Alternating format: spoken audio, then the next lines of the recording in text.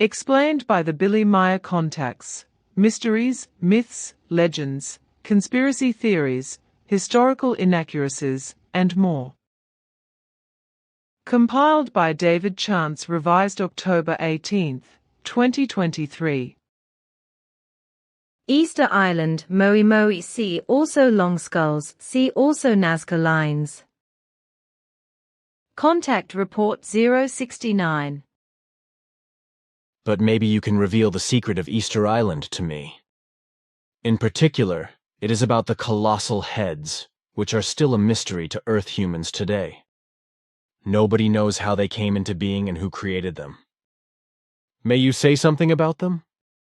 The Earth human is misguided if he or she wants to make the concerns of Easter Island an isolated concern. The events of earlier times on this island are in direct connection with the country, which you still call Tiahuanaco today, as it was called already at earliest time, in spite of past repeated changes. Easter Island and Tiahuanaco are more than 5,000 kilometers apart, and yet they are directly related to each other. However, the history of the connection goes back to very early times and ended only 2,148 years ago, calculated back from today, 1976, or 572 before Emmanuel.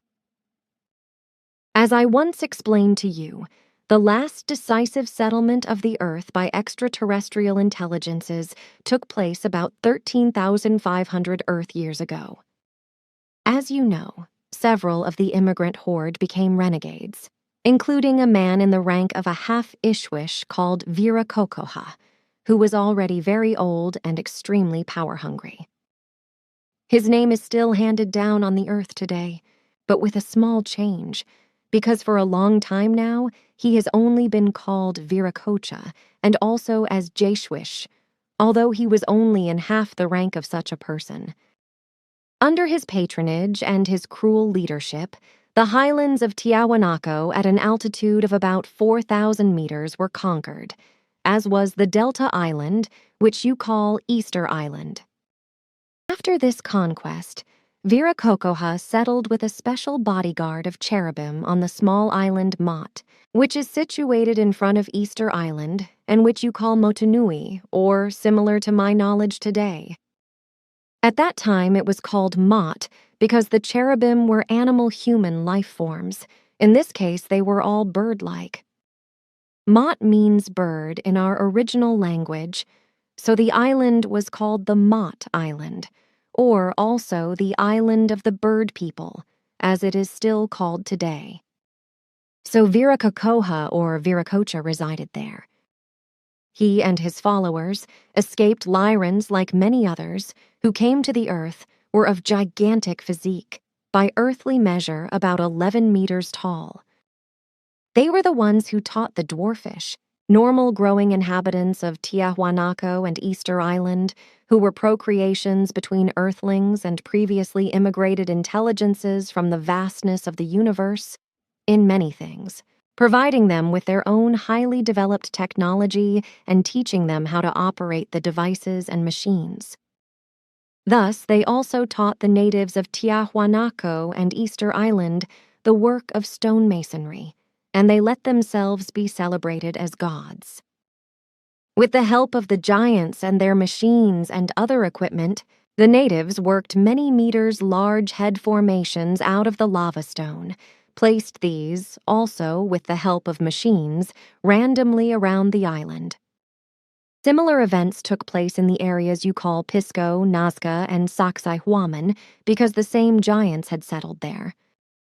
Thus, many statues and other structures were created, whereby also the shape of the spaceships on Easter Island were reproduced from rocks of the lava walls which have survived to this day, namely oval-shaped stones, because the spaceships had this shape.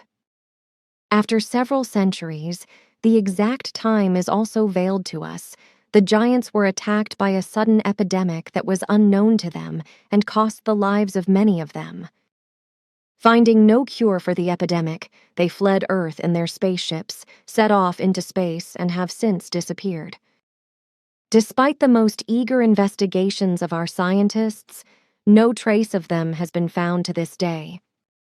There is therefore the possibility that, despite their flight from Earth, they were attacked and killed by the mysterious plague in their spaceships, while their ships shot aimlessly through space were attracted by some star and smashed to pieces. Our probability calculations very much favor this. Especially on Easter Island, the fleeing giants left behind a desperate people who were suddenly deprived of all technology because their giant gods had taken everything with them. So also several hundred unfinished head statues remained in the lava walls of the volcano craters in order to never be completed. In complete desperation, the islanders tried to retrieve their escaped gods by trying to complete the unfinished stone heads with primitive stone fist wedges, which of course failed miserably and was abandoned after a few years. Despite much research, we could not find out why the islanders believed that by completing the stone heads, they could bring back the giant gods.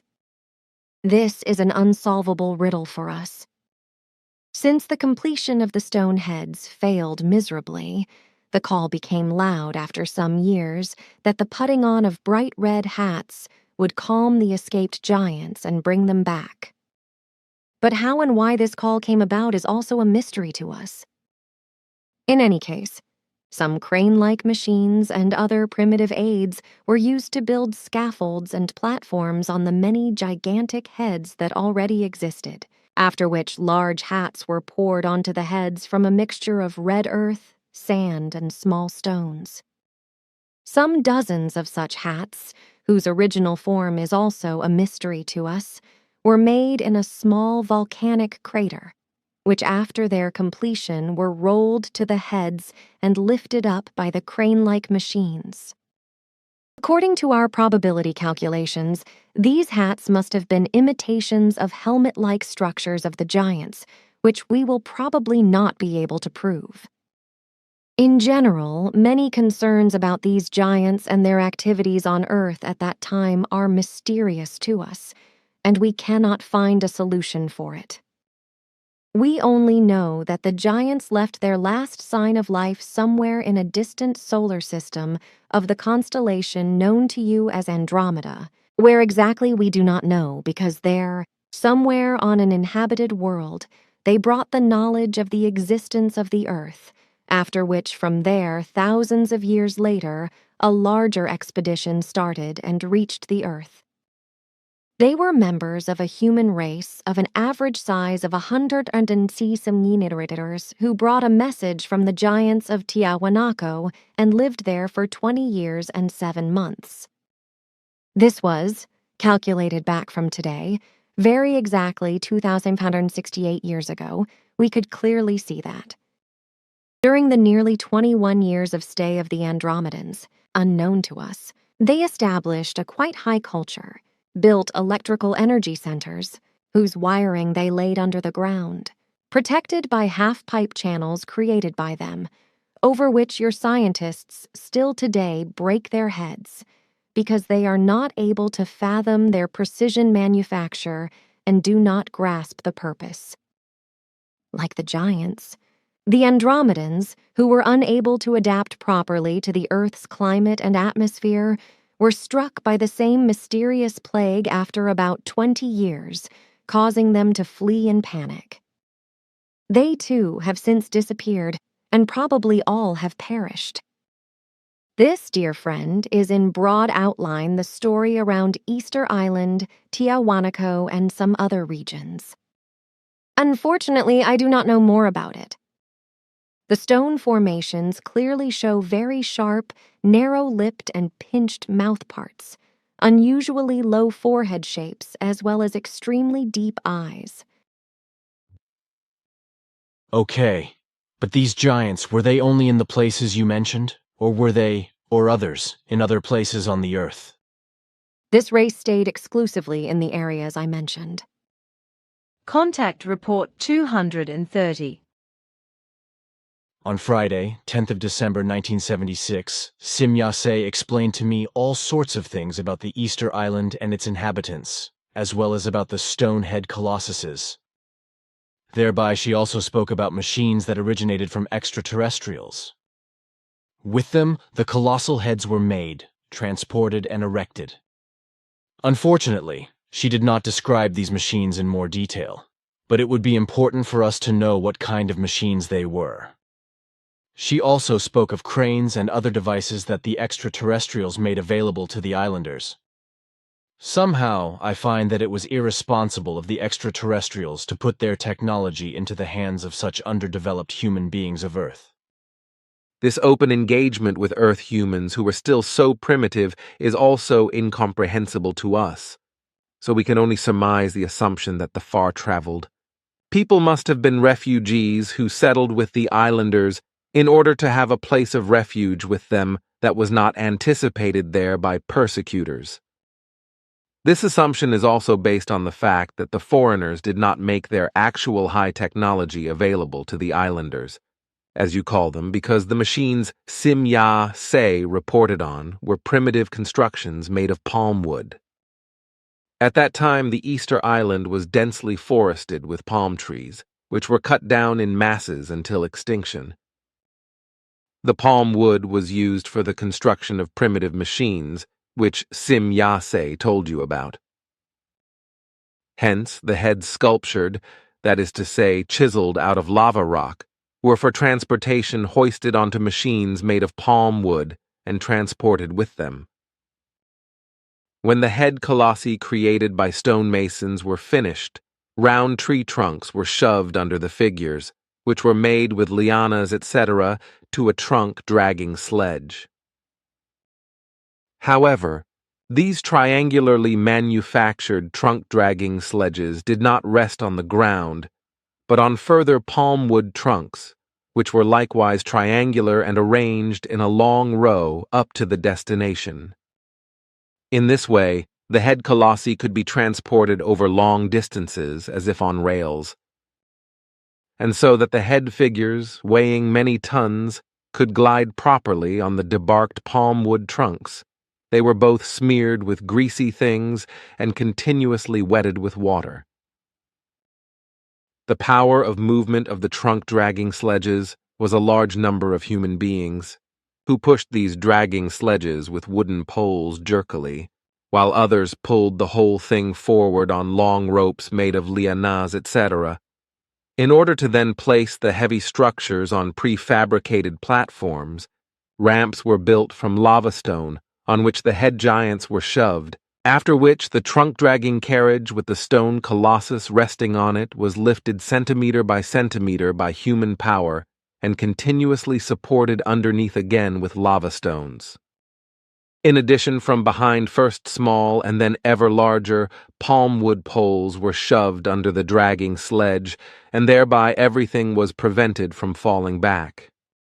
In addition, further ropes were attached to the uppermost part of the stone head, which extended to the front and were pulled by human beings, whereby overall a crane procedure resulted. These were the machines Sim Yase reported on.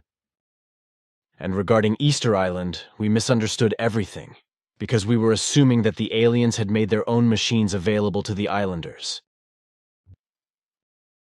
The foreigners actually only revealed instructions and cognitions regarding how the still very primitive Earth humans could build their own devices and primitive machines for their use by the simplest means and develop a special technique. Contact Report 710. This, like for example also the heads on the Easter Islands, which were transported and erected there with the help of Earth foreigners, as also happened in other places, where it is seriously claimed that not Earth foreigners, but the Earth foreigners themselves transported the enormous weights of tons rolling on tree trunks, and then also lifted up the monoliths weighing many tons with tree trunks and other wood and multiple manpower, etc. Svath took me to such places many times, and let me see everything as it was tremendously impressive and real, and quite different from what our wise men of research and science claim. Contact Report 829. So, I think I may now speak openly and say that beings from the depths of the space of this universe visited the Earth before there were Earthlings. Since then, however, their descendants have come here again and again, creating many things for the human beings of the Earth in the last 390,000 years or so, which were often only achieved with hovering techniques. Especially what concerned the moving, setting up and stacking of building elements weighing tons, such as 10, 20, 30, 50 tons, or even heavier elements, was done by technology that made it possible to levitate the materials. In very few cases, something was also moved telekinetically, but this was a real rarity. The processing of the heavy elements was usually done by machine, if one may say so to what was just used. The machining was done such that the elements were so accurate to the hundredth or even thousandth of a millimeter that everything fitted together in such a manner that practically not even a hair could be pushed in between. This is precisely something that the clever earthlings of today, who deal with these things of the past in big words and knowing, cannot understand how everything really came about in this respect. Their wild fantasies of how it was and how it all came about are truly hilariously daft. Well, when the Earthlings at a much later time, as a result of traditions, etc., worked, hewed, and chiseled stones, that was primitive again. But the fact is that the Earthlings at that time did not have heavy machinery with which they could have done everything, and especially not with human power, as many archaeologists, etc., imaginatively spout about and think up the most impossible constructions with which the human beings of earlier civilizations are supposed to have made the impossible possible and managed it. Also, with guidance and assistance, entire cities were built all over the earth, some of which, however, sank in the seas or in large lakes in later times as a result of natural phenomena, were overgrown by primeval forests, or others were covered by sand drifts. Contact Report 832. Now, also the thousands of languages of Earth humans, as well as the gods and their worship, and the religions and faiths arising from them, as well as the technologies by which many things were erected in ancient times which would have been impossible by human beings' powers, were therefore not created by Earth humans alone, but by the knowledge and the energy and the capabilities which were from outside the Earth.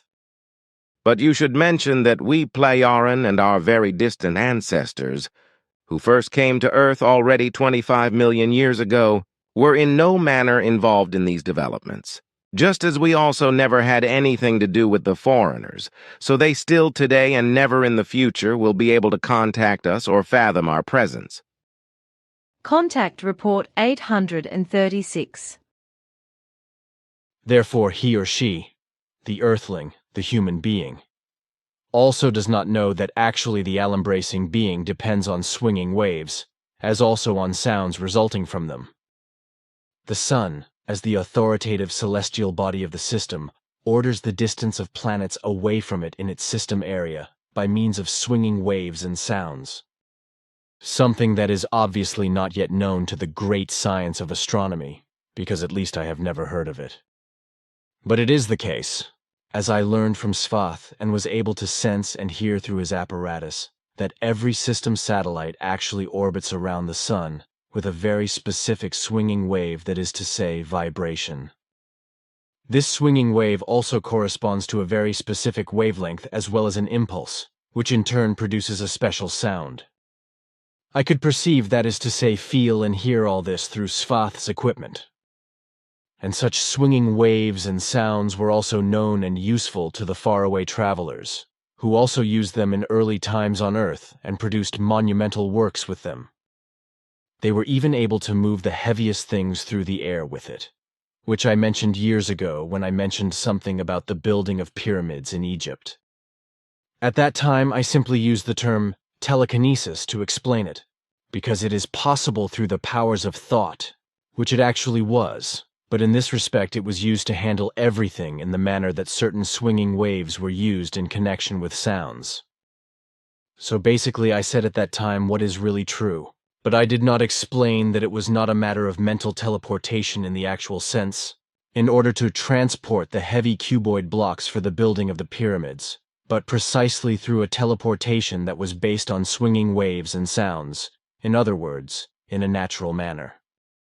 If natural energy and power were used at that time to lift and levitate, then it was done in a different manner than through the actual application of thought power.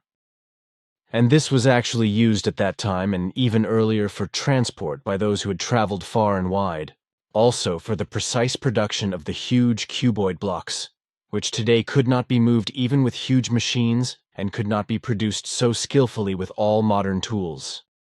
Contact Report 849. Our ancestors were never involved in bringing any religions to Earth, just as no buildings, etc., were created by them, as the earlier foreigners did on the other hand, and elevated themselves above Earth's humanity.